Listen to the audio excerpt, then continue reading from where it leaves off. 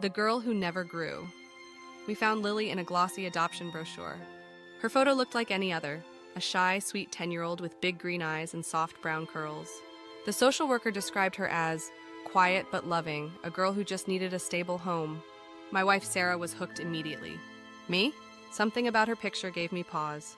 It wasn't fear, just discomfort, like I was staring into a pair of eyes that had seen too much for a child. But Sarah insisted, and our kids, Emma and Jake, were thrilled at the idea of a little sister. Against my better judgment, I agreed. The first few days after Lily moved in were uneventful. She was polite, always cleaned up after herself, and followed every rule we gave her. Almost too perfectly. But then small things started to happen. A quiet chaos it began with Emma's toys. One by one, her favorite dolls went missing, only to turn up mutilated. Heads twisted backward, limbs torn off. When Emma confronted Lily, she denied it, wide-eyed and innocent. "She's lying, Dad," Emma whispered to me that night. "She watches me when I sleep. She hates me." A few days later, Jake fell off the playhouse ladder and broke his arm. Through tears, he swore Lily had pushed him. She just stared at me, unblinking. "I didn't mean to scare him," she said softly. "He was climbing too high." Sarah dismissed it as accidents, but I knew better. There was something deliberate in the way Lily watched us, like she was studying us. The growing fear one night, while Sarah and I were in bed, we heard faint giggling from the hallway. When I stepped out to check, I found Lily standing in the shadows, staring at the family photo on the wall.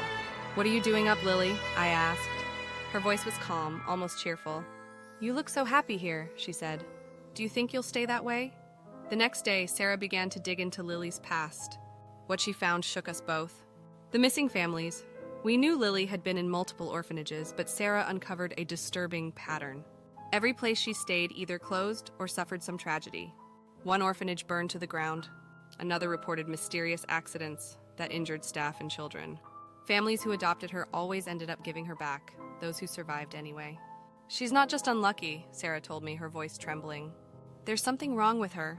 The breaking point that night, Sarah took Emma and Jake to her sister's house. She begged me to come with her, but I couldn't. I had to know, had to see if the stories were true. I stayed behind with Lily. It was just the two of us in the house. I sat in the living room pretending to read while Lily sat at the kitchen table coloring. For hours, neither of us spoke. Finally, she broke the silence. "Do you love me, Dad?" she asked, her voice so soft I almost missed it. "Yes," I lied. She set down her crayon and turned to me, her green eyes glowing faintly in the dim light. "No, you don't," she said. "But that's okay. Nobody does." Then she smiled, a slow, eerie smile that sent chills down my spine.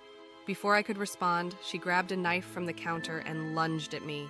The struggle, I barely managed to dodge her. The blade grazed my arm and I stumbled back, knocking over a chair. Lily moved with an inhuman speed, her small frame deceptively strong. She swung again, her face twisted with fury. "You're just like the others," she screamed. "You all lie. You don't love me." We struggled, crashing into the table. I managed to grab her wrist and twist the knife away. For a moment, we locked eyes.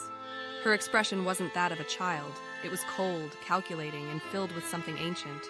Finally, she let out a guttural scream and collapsed, laughing hysterically. The shocking truth, the police took Lily away that night. Sarah and the kids returned home the next day, shaken but relieved. We thought it was over until we got a call from the hospital where she'd been admitted. "She's not a child," the doctor told us. "Lily has a rare condition that keeps her looking like she's 10 or 12, but she's actually 39 years old." The truth hit me like a punch to the gut. For decades, she'd been moving from orphanage to orphanage, pretending to be a child. Every family that took her in suffered, fires, injuries, even deaths. She wasn't just troubled. She was dangerous. The aftermath, to this day, I don't know what Lily really was. A sociopath? Something supernatural? All I know is she's still out there, locked away in some facility. But I can't help but wonder, how long before she escapes? How long before she finds another family? Sometimes late at night, I swear I hear her voice, soft and sweet, like the first time we met. "Do you love me, Dad?" And I know deep down that she's not done with us yet. It was 1997, and I was a 17-year-old working a late-night paper route in a small Alberta town. It was a quiet, cold autumn night, and I was biking through my last few stops around 2 a.m. One of the houses on my route was at the edge of the woods, a run-down, abandoned-looking place that gave everyone in town the creeps. I didn't think much of it. It was just another stop on my list. As I rode up to the house, a strange sensation crept over me, a prickling on the back of my neck. The porch light, which was always off, was flickering faintly. I shrugged it off and climbed off my bike, walking up the creaky wooden steps to toss the paper onto the porch. Just as I turned to leave, I heard it. A faint voice. Help! I froze. The sound was so soft, I wasn't even sure I'd heard it. I turned back toward the house and called out, "Hello." My voice sounded small in the stillness. There was no answer. I tried to convince myself it was nothing, just the wind, maybe.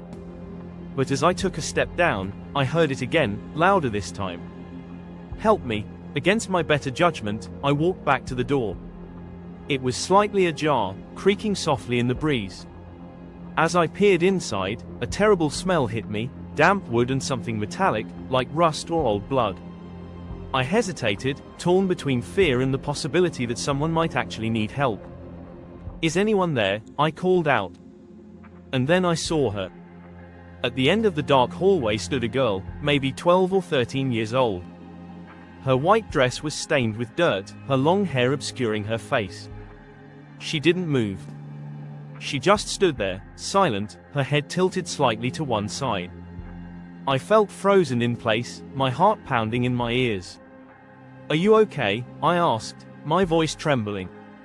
She didn't answer. Slowly, she raised her arm and pointed, behind me. I turned instinctively, expecting to see someone or something, but there was nothing there. The porch was empty, the night completely still. When I turned back to the hallway, the girl was gone. Suddenly, the door slammed shut behind me with a loud bang. The sound snapped me out of my daze, and I bolted back to my bike, pedaling as fast as I could. The whole way home, I felt like I was being followed.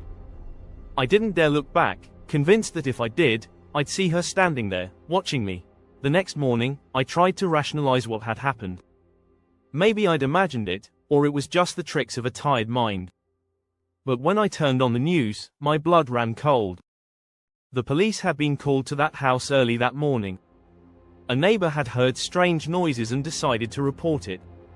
When they entered the house, they found the body of a young girl. She'd been missing for weeks. The coroner's report said she had been dead for days. To this day, I don't know what I saw in that house. A ghost? A warning? Something darker? All I know is, I've never gone near that house again.